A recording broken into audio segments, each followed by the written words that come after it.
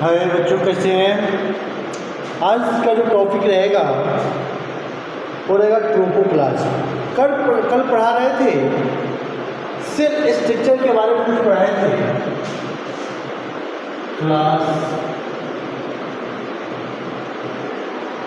8 chapter 2। Date है आज 4/6/2006। कल बात कर रहे थे सेल स्ट्रक्चर की। सेल स्ट्रक्चर, इसके 3 पार्ट्स बताए गए थे। पहला था सेल बाउंड्रीज, सेल बाउंड्रीज। फिर था साइटोप्लाज्म, उसके बाद न्यूक्लियस। ये 3 पार्ट सेल स्ट्रक्चर के हैं। इसमें सेल बाउंड्रीज के जो है 3 पार्ट्स हैं। इसमें पहला आया था सेल मेम्ब्रेन, सेल वॉल,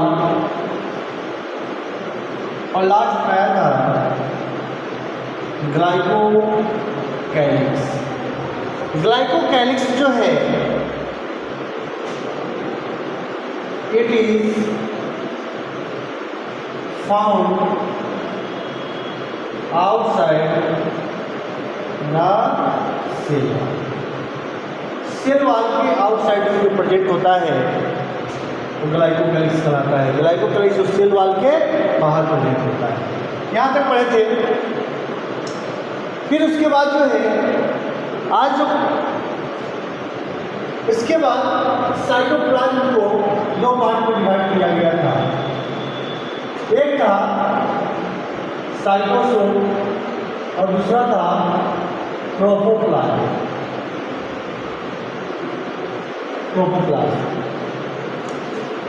तो साइटोसोल के बारे में बताए थे, it is jelly fluid like a structure present inside the cell। Cell के अंदर एक jelly fluid like structure present होता है, जिसे हम साइटोसोल के नाम से जानते हैं। After that it fills the space between the cell membrane and cell organelles. ये बताए थे। उसके बाद जो बताए थे, it is mainly made up of water, salts, protein and nutrients. After that एक पॉइंट आया था कि cell organelles like mitochondria and nucleus float inside the cytosol. Cytosol में जो है कुछ जो है ऑर्गेनेल्स, सेल ऑर्गेनेल्स होते हैं, जैसे क्या है न्यूक्लियस और माइटोकॉन्ड्रिया। माइटोकॉन्ड्रिया क्या करता है? यह फ्लोट करते रहता है। क्या करते रहता है? फ्लोट करते रहता है। साइटोसोल का जो मेडअप ऑफ है, it is a mainly made up of, cytosol is mainly made up of किस किस का बना होता है? तो इसमें था मेनली है वाटर, मेनली क्या है? वाटर, सॉल्ट्स,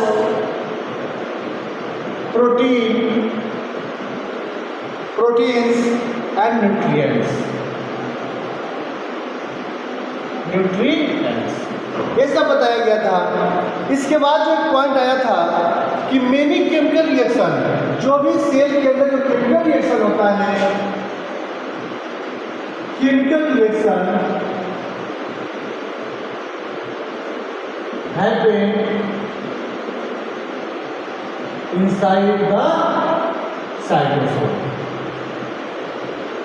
ये था साइटोसोल के बारे में कुछ बताया गया था। But now we discussing about tropoplasm. But आज जो बात करेंगे वो करेंगे ट्रोपोप्लाज्म के बारे में। साइटोसोल हो चुका है, अब बात करेंगे प्रोटोप्लाज्म।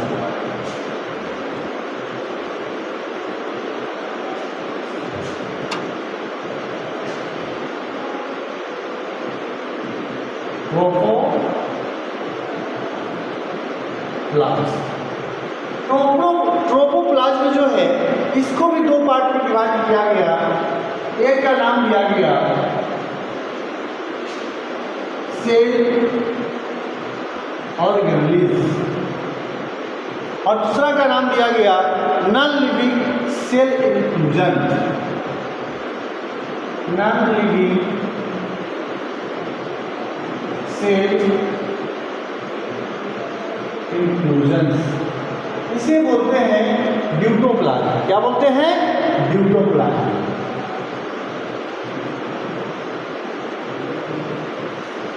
तो अभी हम जो बात करने चलेंगे वो सेल ऑर्गेनेल्स के बारे में। क्या करेंगे? सेल ऑर्गेनेल्स के बारे में बात करेंगे। अब ये सेल ऑर्गेनेल्स क्या होता है, इस पॉइंट को बात करेंगे। तो देखिए, साइटोप्लाज्म जो है, साइटोप्लाज्म के अंदर कुछ जो सेल कंटेंट्स होते हैं, cytoplasm of a cell contains a number of minute living structure known as cell organelles. क्या है? Cytoplasm of the cell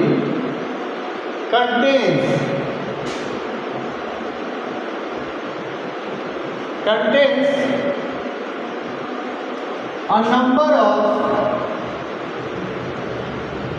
a number of minute living structure, minute living structures are known as cell organelles। सेल के अंदर जो है बहुत छोटे छोटे जो है लिविंग स्ट्रक्चर प्रेजेंट होते हैं, जिसे हम क्या कहते हैं? सेल ऑर्गेनेल्स कहते हैं। यानी सेल के अंदर जो साइटोप्लाज्म है, साइटोप्लाज्म के अंदर कुछ लिविंग माइन्यूट स्ट्रक्चर प्रेजेंट होते हैं, जिसे हम किस नाम से जानते हैं? सेल ऑर्गेनेल्स के नाम से जानते हैं। क्या जानते हैं? सेल ऑर्गेनेल्स के नाम से जानते हैं। इसके कुछ एग्जाम्पल हैं, जैसे राइबोसोम, माइटोकॉन्ड्रिया,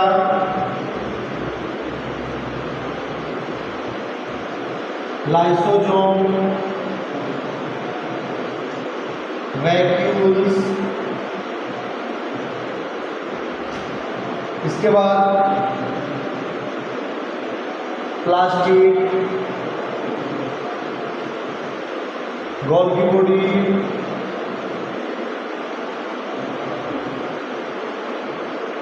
एंडोप्लाज्मिक रेटिकुलम,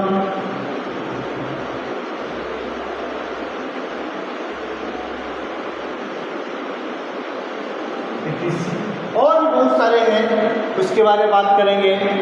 लेकिन ये जो सेल ऑर्गेनेल्स है, ribosomes, mitochondria, lysosome, vacuoles, plastid, Golgi bodies, endoplasmic reticulum, इस टाइप के स्ट्रक्चर प्रेजेंट होते हैं, जिसे क्या कहा जाता है? जिसे सेल ऑर्गेनेल्स के नाम से जानते हैं। इन विच देखो बाबू, इसमें से जो सेल ऑर्गेनेल्स है जिसको मैं membranes, double membranous, single membranes के नाम से भी जानते हैं। जैसे इनविच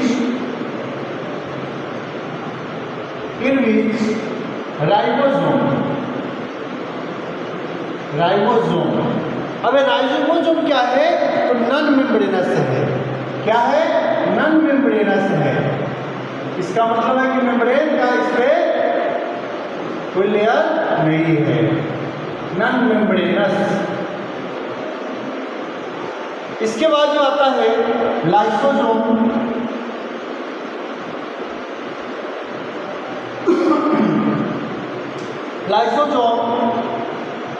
एंडोप्लाज्मिक रेटिकुलम,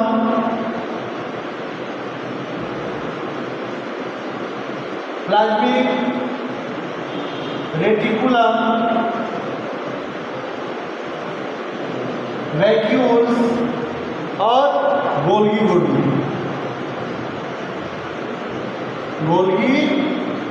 बॉडी। ये चार जो है इसको कहते हैं सिंगल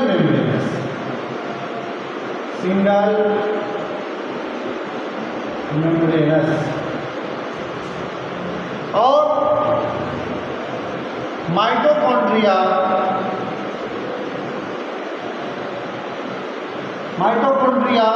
और प्लास्टिड,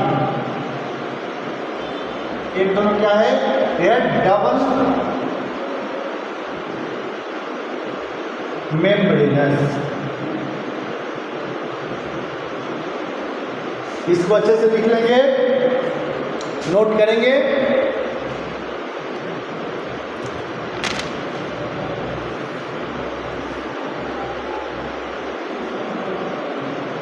हो गया, इसको अच्छे से याद कर लेंगे, अपने फेयर कॉपी में नोट कर लेना है। फिर लिख रहे हो, इसके बाद जो स्टडी करेंगे वो कॉमनली साइटोप्लाज्म के बारे में करते हैं। साइटोप्लाज्म क्या होता है कि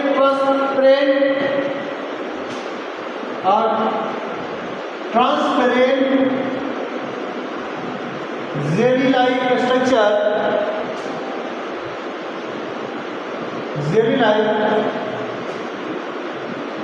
protoplasmic mass of the cell. ये सेल का प्रोटोप्लाज्मिक मास है। जैसा कि आप जानते हैं प्रोटोप्लाज्म किसे कहते हैं, प्रोटोप्लाज्म, साइटोप्लाज्म। प्रोजेक्ट इनर क्या है, ये जो साइटोप्लाज्म है, cytoplasm present inner to plasma membrane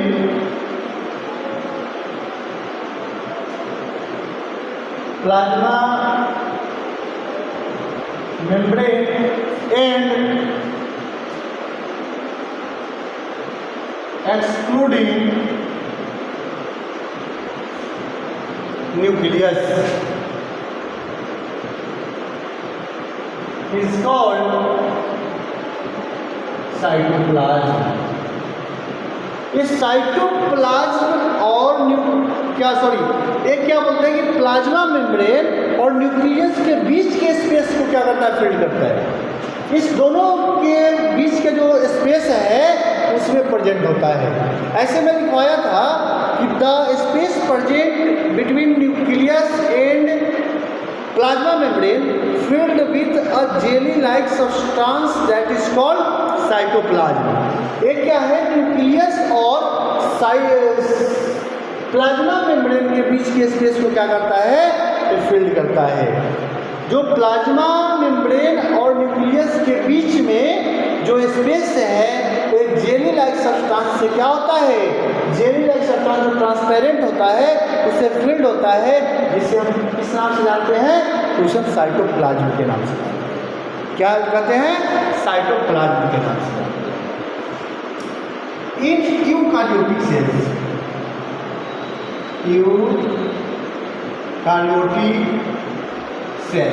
eukaryotic cells में क्या होता है, the contents of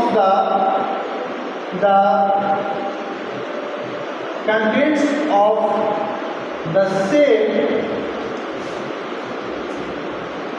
contents of the nucleus separated from the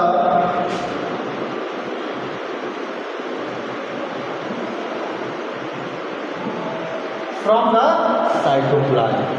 इससे साइटोप्लाज्म से क्या रहता है, सेपरेटेड रहता है। In eukaryotic cells, the contents of the nucleus separated from the cytoplasm. Cytoplasm के थ्रू क्या होता है, सेपरेटेड होता है। The cytoplasm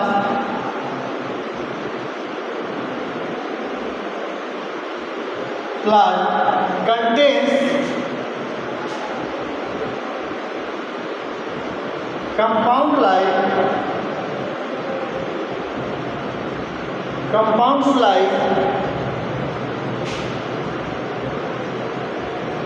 carbohydrate,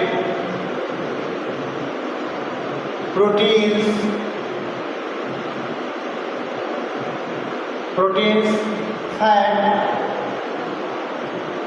and